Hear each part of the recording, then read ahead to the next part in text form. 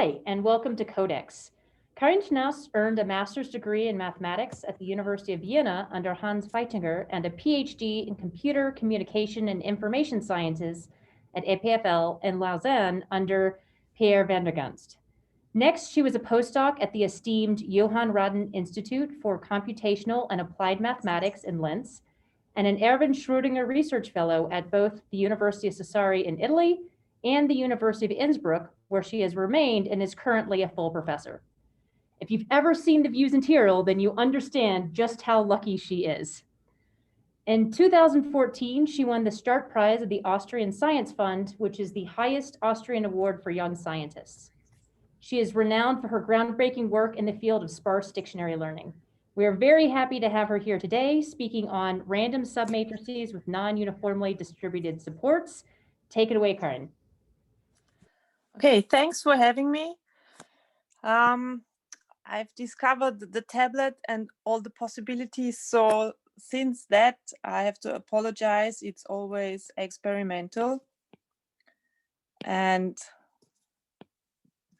with the emphasis on mental.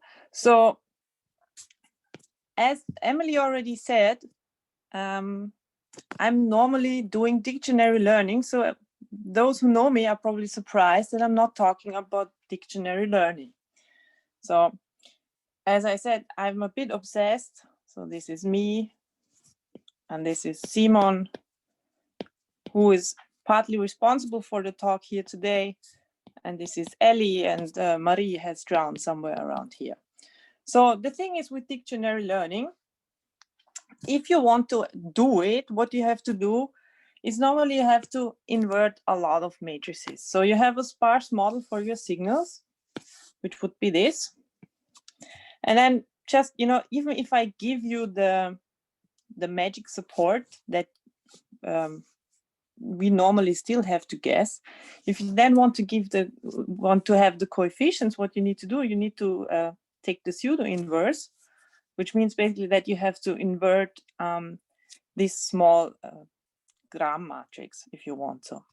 So what you need to have in order for this to be stable is that this matrix is well conditioned. And since you can't ask your dictionary to have a RIP or anything that says, oh, all sub-dictionaries are well conditioned, what you need is my secret weapon. And my secret weapon is the following theorem. So the first version of this theorem was developed by Joel Dropp in 2008-ish. And basically what it says is if your dictionary, this here, is incoherent, so you have small coherence, and if the operator norm is not too big, and then you draw randomly a support of size S, then this support will be well conditioned. So let's go a little bit. If you are in compressed sensing, then this thing here you will know as delta I. And then, so the probability that delta I for your support is larger than some given R is smaller than this quantity on the right-hand side. So if you think about it, a dictionary means that in your matrix phi, all the atoms are normalized. So at best, this part here can be K over D. So what we have here in the end is R squared over S times D and some constants. So that means as long as your support size here is more or less smaller than D over log K, means that you will grab a support that is well conditioned and that you can then invert. Good. So since I have a lot of these random signals, this is my magic ingredient that I use. And in this talk, I want to show you more or less not only how we did something with these random subdictionaries, but I'm also going to basically introduce you to my favorite papers. Okay, so you do this analysis and then you get some theoretical things about dictionary learning and how it converges, and then get a bit further away from the mathematics, and then you just invent an algorithm that works, and you look at how it works, and you learn the dictionary, and then you look at the dictionary, and then you say, let's see how often each atom is used. And now here's the problem. So if I learn a dictionary on peppers or mandrill, so I think the blue lines are peppers and the reddish lines, they are mandrill. And then I take all the atoms that I learned and I count how often I use each atom. What you can see is that they are not equally used. So there are some that are used a lot more than the others. And of course, all my random models, which I use to analyze dictionary learning, there I assume that each atom is used independently from all the others and that each one is equally likely. Well, but we don't even have to go to dictionary learning. If you just look at Haar wavelets in peppers. So I take peppers and I take all the 16 by 16 patches or the 64 by 64 patches, and then I look at how often is each Haar wavelet used, and then I plot this. What I get is the blue line here. The red line for comparison is the equal distribution of usage. What you here we have it for the 64 by 64 patches. You can see this is a log scale. It's even worse. So the problem is atoms in nature are not used equally. There are some that are used more often and some that are used less often. So the problem is I can trash all my theory unless I figure out how to deal with when is something invertible if I don't choose atoms all with the same probability. So I need a new secret weapon, and this is what we're going to do here. So let's think about this a little bit more. So here's my wish list for the new secret weapon. So this is what we start with. So this is still the old thing, but then there's a couple of things. So first of all, I want sort of some non-uniform random model. So for instance, I want that the probability that I use atom K, that should be, for instance, PK. And then I will get some weights, and I guess these weights, they will go in here somehow. And then I want to do dictionary learning, so I will not actually have the correct dictionary here, but sometimes here I will have just a guess of the dictionary that I want. And then here, of course, I can't take off the identity, but I will just have to take away the diagonal. So here I take just the inner products between my guesses and the things that I actually want. So these are some small modifications that I want. So we can just generalize this to the following. So if you take a matrix H, so this is a K by K matrix, what I want to do is then here I want to just have something like, okay, I take the rows and the columns in I, and then I take the operator norm, and then sometimes I put the 2 2's here and sometimes I will not. So I want to just see what's the probability that this is then larger than something, because then I can always see if it's invertible. If this is large enough still, then I'm okay. And here I want to get something inside here that tells me, okay, some atoms are more used than the others. Okay, so first we have to think about this. What's this non-uniform probability of choosing my atoms? So the thing that we could solve basically is rejective sampling. So here's the definition. We take Bernoulli 0, 1 random variables. These are these delta J. And they have a certain expectation, Pj. So all of these sum to S. So in expectation, always S of these delta J are active. And then the support is just the ones that are active. So these are independent. And then we can say, okay, I get a lot of supports here, and the probability of one support is just the probability that it's switched on. So this is easy and quite consistent. But then I want to say, okay, but I want that exactly S are switched on. So what you can say is, okay, I just roll the dice, I roll the delta, and then I check how many are active. If they're S active, then I say, okay, it counts.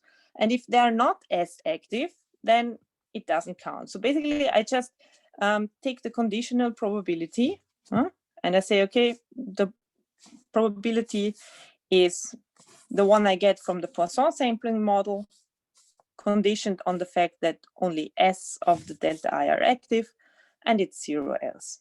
Okay, and because sometimes it will be more convenient to think of matrices like this. Before I said we have this.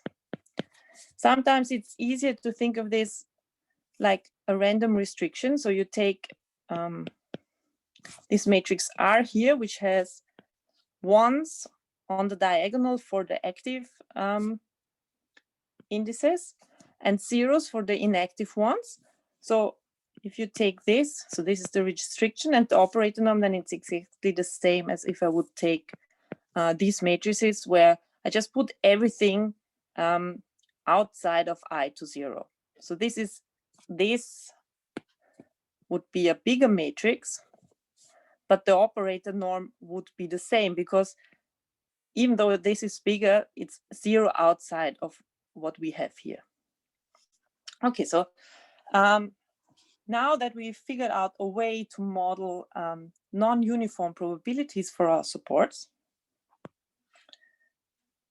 now comes the next step, the proof. And I have to tell you this, we did not invent a lot in this proof. So Simon and I looked at the very ingenious paper first by Joel, and then the one by the two French guys, Stéphane Chrétien and Sébastien Dars.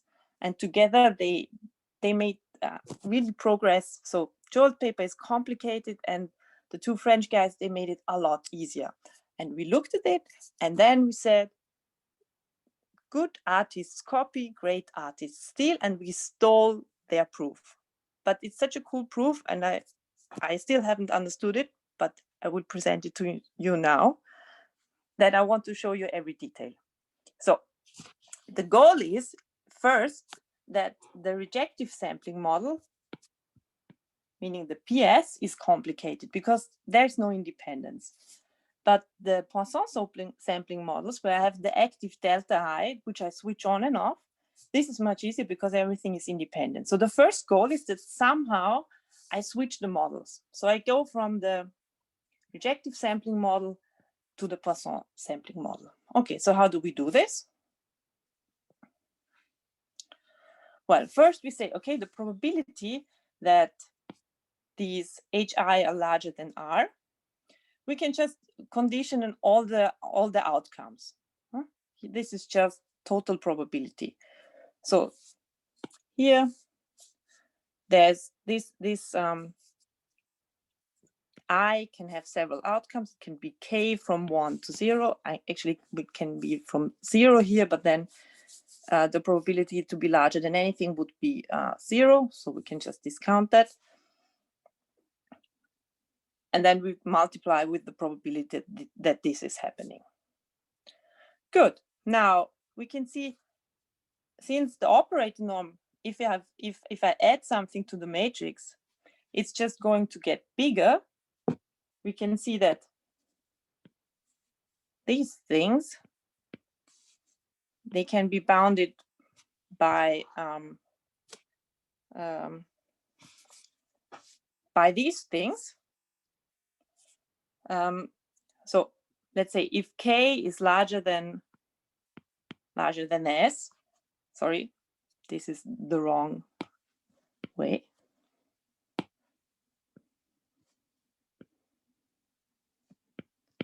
So this is larger. And then I can just sum over all the ones. I just leave the ones out that are smaller where I don't know what is happening. And now the only thing I need is this one, which becomes 1/2. And this one I get from the fact that there is a theorem saying if the mean number of successes of k independent trials of Bernoulli variables is an integer s, the median is also s. So this is what gives me that this thing is actually 1/2. So what I have done, I have shown you how this works. We can just ignore the rejective sampling model and go with the easy Poisson model. Now the next 2 slides, they are the ones that are pretty advanced. I hope I can represent them correctly. So the next thing is the decoupling step. So what you want is the following. We already know what happens here. So these, remember, these are the random restrictions where the delta are hidden inside. And what I want to do is I want to take the fact here, I have the same deltas on the left and on the right. And what I have here is the R prime is an independent copy of R. Independent copy of R. So this thing on the right-hand side, this is much easier to deal with because I can first deal with R on the left and then I can deal with R prime on the right. So this is some ancient, amazing trick by De La Peña, Ginet, and 2 other, what's the most famous mathematicians, which I don't remember at the moment, but it's pretty ingenious. So what you do is the following. You define these variables set, where you just, this thing here, Rademacher,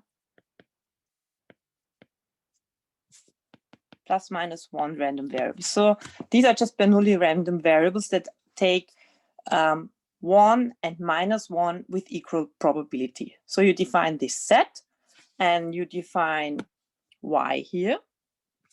And then what you can get is just that the thing that you want to analyze, this RHR, has this connection between z and y. So basically, if you take this thing here, you get RHR. So if you subtract it, this is what you get. And then the other thing that you define is a mapping. So you define a mapping from rk times k to r. And this, for the moment, is just on a subspace. It's on the subspace. It's just the line that you get from all these. So this is a subspace of rk times k. Now, here comes some heavy hitter. This this function that I've defined just on this on the subspace is dominated quite obviously by the norm. So we always have that f of lambda RHR is smaller than this, simply because we have to take out the absolute value of R. And we also know that on the subspace, especially for lambda is 1, so f of RHR coincides with just the norm of, also the operator norm of RHR. Now here's the heavy hitter. You take the Hahn-Banach theorem, and that tells you that you get a linear functional from the matrices, the k times k matrices, to R that satisfies the following. So for RHR, the functional coincides just with your function f, which then coincides with the operator norm. So this is what we have here. And then everywhere else, this linear functional is dominated just by the norm of z. So what do we get with this thing? We can now take some steps. So the probability over these eta, which are the Rademacher random variables here, that this happens. Now, if you just plug in first, you know that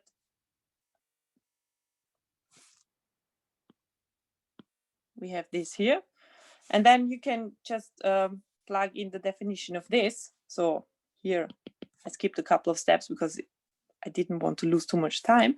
What you can get is, it's the same. This can be bounded from below by the probability that the linear function applied to y is larger than 0. Now you can use again the linearity. So here you use the linearity of f tilde.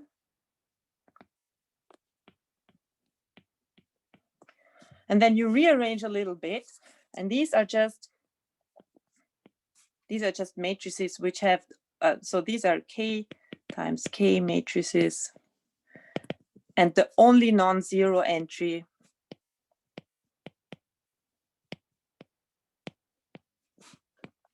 is HJI. So these things, these are just real numbers. And here you have Rademacher variables. So what you have here, this whole, this thing is a Rademacher chaos.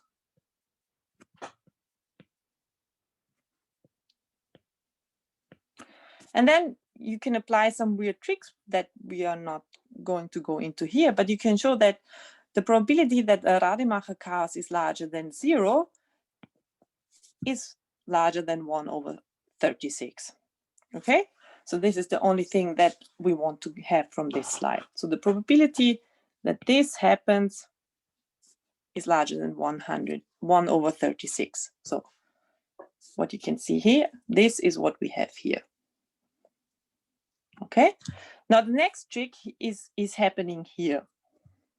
You multiply this equation that you have on the left with the indicator function that the thing that you want to bound is larger than r, and then you take the expectation. So we also take the expectation here. And what you get is now this. So you have bounded the probability that our restrictions are larger than r by something that depends on this variable z here. Z. I put it here again. Okay, now here comes the next trick. Now we just continue bounding this thing. So the probability that z is larger than r, we can just take some conditional probability rules. So you can first say, okay, it's the expectation of this given eta, and then again take the expectation of the indicator function. The useful thing here is now that this thing we can bound for a specific eta. So we just choose one eta, and then we can bound it. And then we can still, this more or less is delta, and this is the expectation over eta. And here we just have the expectation over delta. So now, if we rewrite this, expectation of indicator function is just a probability. We have somehow gone from this thing to a probability for a specific eta bar. So this is just, well, let's take this. So this eta bar is something that is in -1, 1 to the power k. It's just a sequence of plus and minus ones. Okay, and now we're almost done with the decoupling. So what you have to do now is you just define this set T, which counts all the eta bar, which are 1. And then here we can just insert again what we have for the Z. And here, of course, I skipped a couple of calculations again. But what you can see here is that this just becomes this sum. And this matrix here, if you rearrange and you resort, what you get is the following. You get a matrix of this form here. So you have the left lower thing, which is non-zero, and then you have A, which is non-zero, and you can bound the operator norm of this just by the operator norm of the A part and the B part. So that would be this part or this part. And then it doesn't matter. You can then fill in all the rest. So you can say it's okay, smaller than the maximum of just this or without this. And then if you look at just this part, you can see on the different sets T and T prime, the delta J, which are only in T, and the delta K, which are only in T complement, they're independent. So it doesn't matter whether you choose first the delta J and then you choose the delta K, they are independent. So what you get in the end is that you have replaced here what we have here by R with an independent copy, and the 2 comes from this here, and then you just have to go back and keep track of all the constants that you collected along the way. So this was the most complicated slide. So the third step, and this is what the 2 French guys did, and they made the proof of Joel a lot more accessible and a lot easier, is they just used a very, very cool trick to bound these things once you have decoupled it. So simply what you do is you take the Chernoff inequality for matrices, and it works like this. So the probability that this is larger than R is, of course, the same as the probability that the square of this is larger than the square of R. Now here you have to take into account that you have A star 2 norm is the same as A star. So I'll leave out the 2 norms here. Hoopla.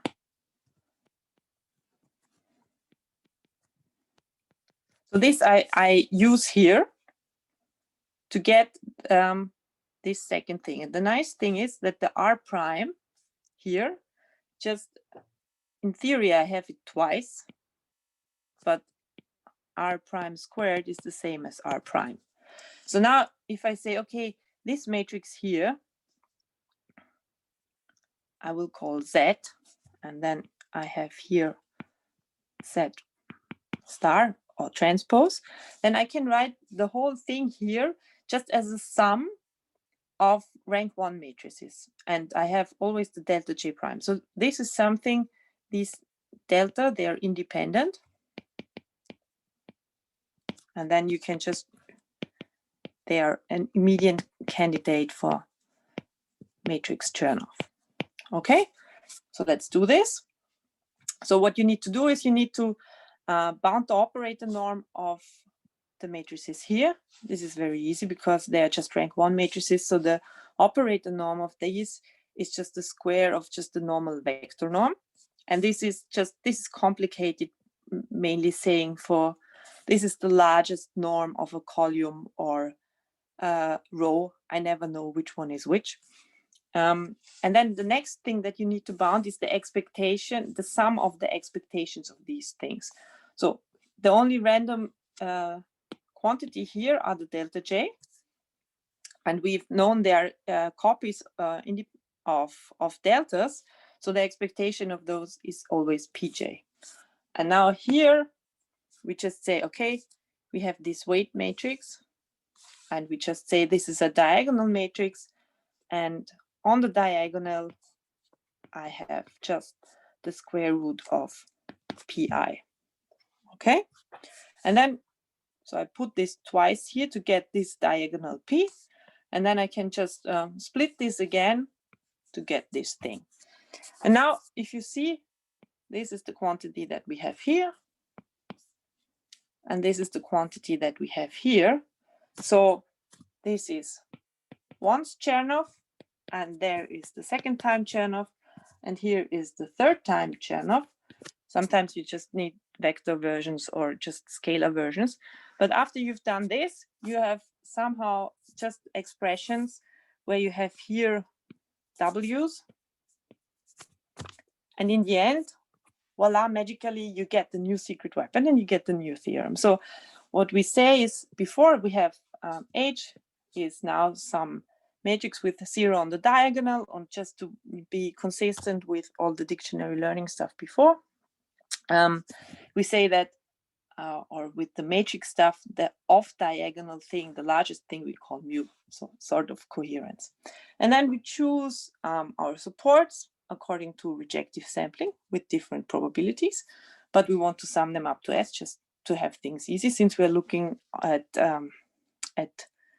supports of size S, then here I again defined the weight matrix in a nice way, so it's clear now for everyone. So what the new secret weapon does is the following. So if my sort of what would be the isometry constants R is larger than this, then any restrictions of my 0 diagonal matrix, a random restriction can be bounded by this. So if we think about this a little bit, let's think the special case where here this was just some phi I star phi I minus, and now I put an identity matrix of the correct size, then this thing is symmetric. So then H star is the same as H. So these things, they become the same, because this is just starring one thing by the other. If the matrix is not symmetric, then it depends whether I do something from the left or from the right, and I take rows or columns. But in the easy case where these are the same, so this becomes easier. So here I just get some largest norm of phi star phi with these weights. And okay, we have the minus I here, but it's just, since it's the largest row norm, I can bound this by just the operator norm of phi W2. So now that I've messed around a lot, I will show you how it looks in a nicer way. So if we are in the symmetric case, we get just this easier expression before. But what we can see is here, the weights, they sort of tell us how we should count the coherences. So when we have stuff that is appearing often, then there should be small coherences, and stuff that is appearing less often, now that can be a bit more coherent. If you think about the old secret weapon, what's also interesting, then this is just the square root of S over K. So if I take this out, I just get the K here and an S here, and then I get back exactly the old secret weapon. So this is also nice. Okay, but Simon and I like these versions best because we can really see the interaction of the weights with the structure of our matrix A, or if we have two different dictionaries,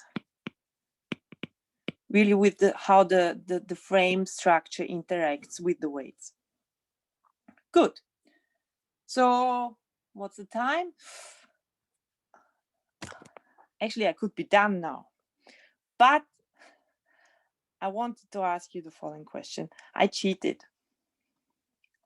And we did this, everything that I showed you until now, Simon and I, we did this rather quickly.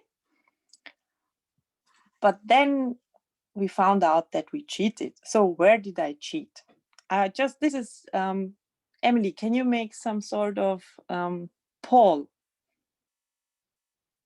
I can't because Dustin is the main host and Dustin's not so Zoom proficient. So this might be an uphill battle. Well, so maybe someone can have a look at the chat and people just make a vote. Where do you think I cheated you?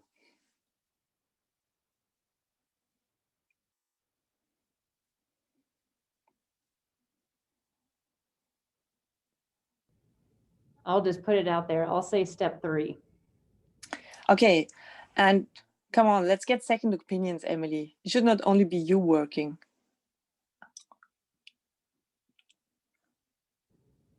Keaton also went with step 3. And the third opinion. Come on, it would have been much more fun to have a polling thing. Dustin, since you didn't poll, do you want to hazard a guess? I'm going to guess it's not matrix Chernoff. Okay, so I cheated you with the easiest slide. And how did I cheat? So what seems to be super intuitive is the following thing here.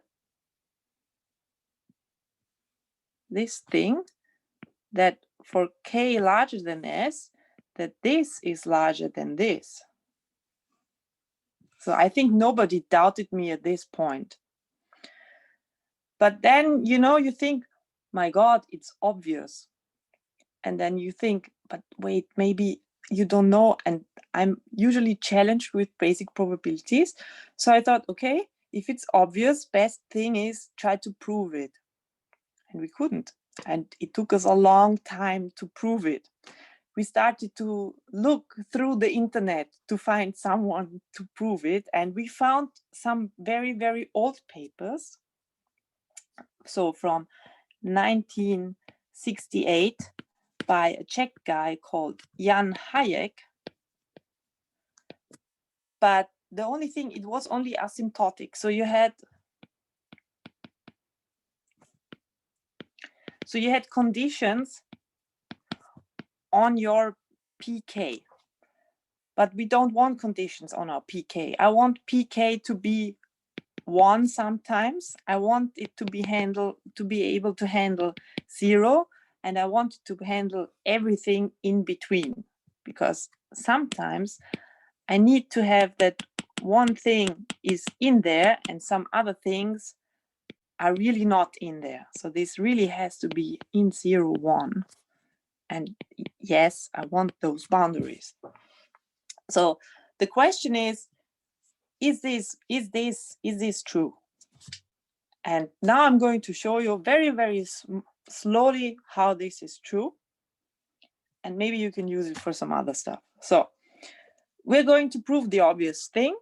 And the obvious thing is a bit easier to prove if we take it a bit more general. So we just say, okay, we have a function that takes as input a set and then maps it to 0 and 1. So our function before was, is the operator norm that depends on the restriction of 2i. Is that larger than 1? Yes. Then our R, yes or no. And what we know is that if we make the set larger, then the operator norm gets bigger. So if I is a subset of j and already f of I is 1, then f of j also has to be 1. Okay, so this is just this property here.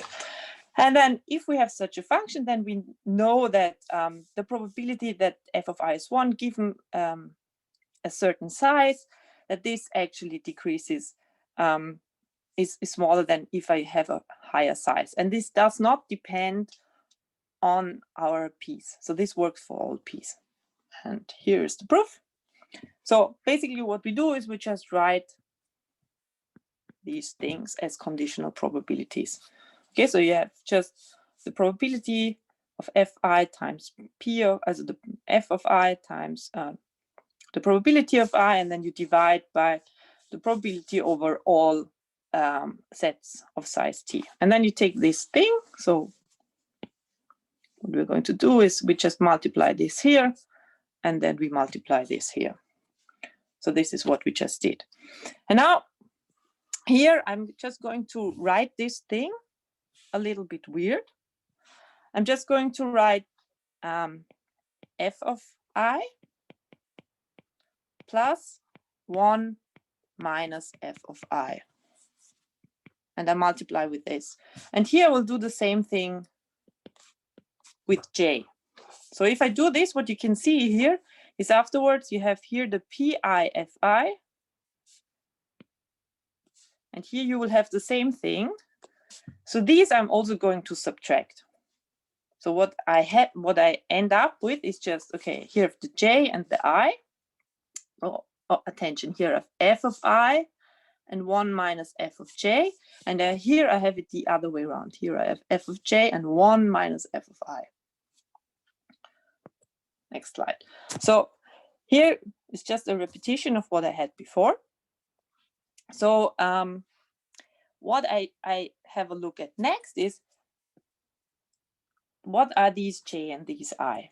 So what we can see is, we just calculate the probability. So what you get is, okay, you get pi's when I is in I, and you get 1 minus pj for the j's that are not in I. And then you multiply this with this. And now what you can say, okay, if I have an I in the intersection, I get these pi twice. So I get pi squared. And then if I have j in the, which are both not, so j are in I complement intersected with j complement, then I get a 1 minus pj squared. And then I have the ones where I have the symmetric difference. And this is where I have i's and j's. So if I look at it, I can rearrange this product in a certain way. So this is the part that where you have the intersection. This is where you have the intersection of the complements, or just not in the union. And this is the symmetric difference. So what you can see is, if I have another pair, I prime, j prime, so that the symmetric differences are the same, and also the union is the same. So then the probability pi prime times pj prime will be the same. So I sort of can partition my sets ij and ij prime in a certain way. So the way I'm going to do is, I'll just define, okay, these are all the ij, where the I always has size t, the j always has size t plus 1. Then the intersection of the j is a subset A of a size k, which is given. And so here, and then the symmetric difference is another set B, which I just arranged so that the union has a certain size. Okay, so on this partitioning, the pi, pj are constant. So what I get from this is, it's enough that I can show this here, which is just this here, for every possible partitioning part here, for every qkab. Okay, so this is enough. If I can show this, I'm done. Good. So let's show this, but we will only show it for the special case where k is 0. You will see that the other cases are quite the same. So if k is 0, what we can do is we just fix b of the correct size, and then we can always write the complement. I complement is just b without I. So if I take some j or some I, then just the complement, these have the correct size. The complement will be just B without this. So I can rewrite this thing for the special case as this here. Okay. Now here comes the thing. So what can I do? This is the same as this. Now I write the trick. I multiply here with 1 in a weird way. I take 1 over t plus 1 times the sum over all I in I complement. These are t plus 1 things, and I multiply with 1. So basically this thing is 1, so I've multiplied with 1. Good. Now I'm going to write 1 in a complicated way. I'm going to write 1 as f of, now I take my set I here and I add an index, and then I take 1 minus f of I complement without I. So why can I do this? This is only non-zero when f of I is 1 and f of I complement is 0. But if f of I complement is 0, my condition on this function tells me that, oh, this is a subset. Hoppala.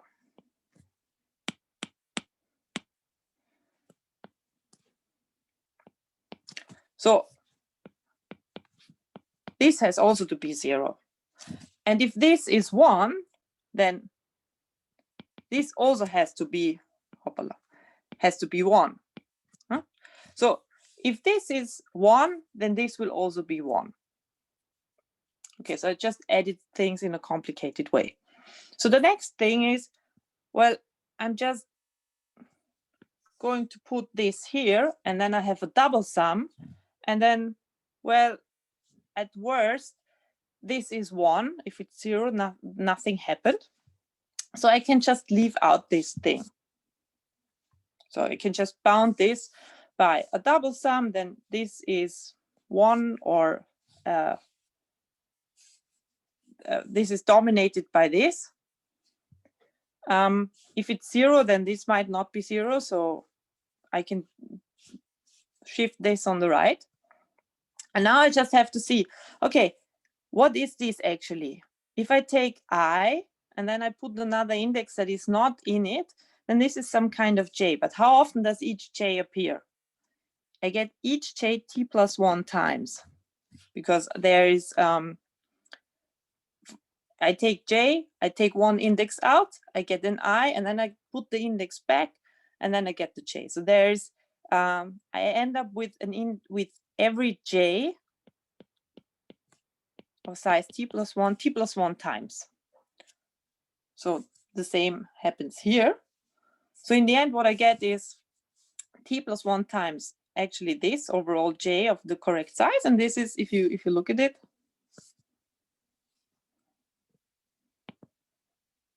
exactly this. So I've actually proved the thing for case 0. For all the other cases, works exactly the same way. So I have, in the end, also closed the obvious hole.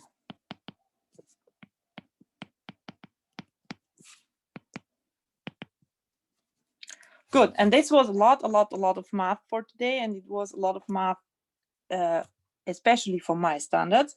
So now it's finally time for pretty pictures. Small bit of math, but you can just ignore this. But basically, if you say, okay, let's do basis pursuit, and we have a model, so we take O, supports with rejective sampling and some P, and then we take coefficients, and so I have some amplitudes, and then I have signs that are Rademacher signs.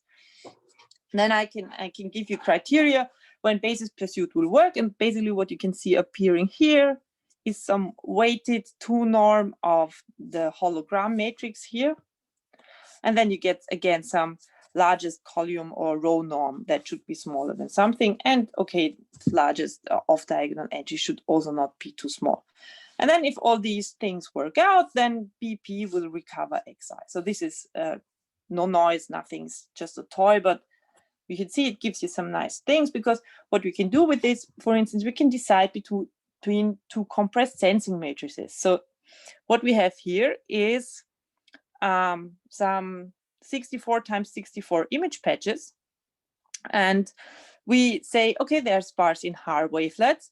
And now we have to do some sort of MRI stuff.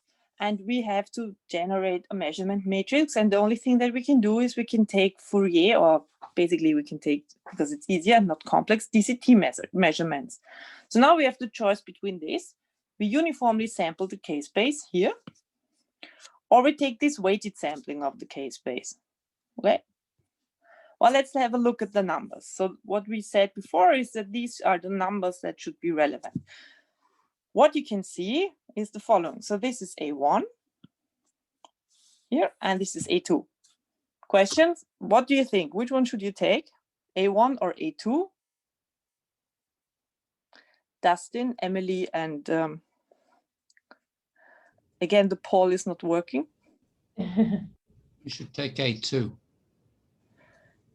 Yeah, I Robert mean, would my take intuition is A2. A2 because we need low frequencies to understand things better. That's Exactly. Right. So the nice thing is, when I showed you these plots, you already knew that you wanted to take this one, right? But the nice thing from my point of view is you knew that you wanted to take this one. And from a theoretical point of view, you can say you should take this one, and also the mean square. Or again, it was better for the small one. But it's so the nice thing is that it's consistent with the weighted theory. So these are the things. So one useful thing of this random sub-dictionary thing is that if you have information about the distribution of your atoms or basis elements, you can make an educated choice between two CS matrices. Also, if you don't have a choice, what you can do is you can still do a little bit of preconditioning. So what we have here, it's all synthetic. We have 3 weights. So here the step function is basically to have something exponential that still allows you to have some sort of variety.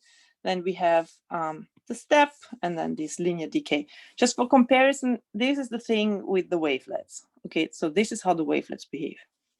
And then you can say, okay, I'm given the compressed sensing matrix, for instance, I'm giving a Gaussian one or a subsample DCT, and what can I do? So if you have the linear thing and you use preconditioning according to the weights that you have, in the linear case, you can get a little bit better. So the yellow one is the thing where you have information about the weights. The other ones is you do nothing, or you precondition sort of thinking it's uniformly distributed. So you see that doesn't change anything.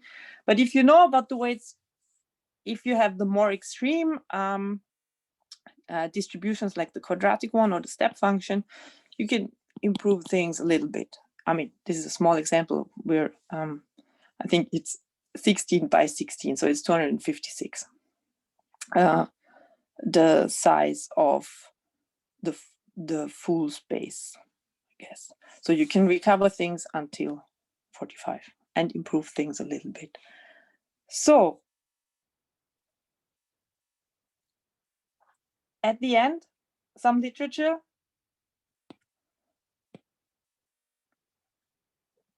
These are my favorite papers.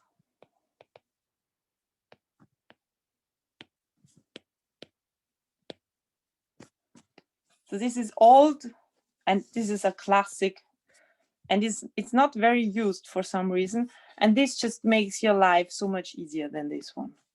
Easier. And if you somehow run into trouble because you really cannot in good conscience argue anymore that your supports are uniformly distributed, you will need to have a look here. So thanks for the attention. It's almost 8. I'm sorry, it took a long time and I had a lot of math, but thanks for having me. Yeah, thank you. And if you want to hit that reaction button or clap, however you'd like to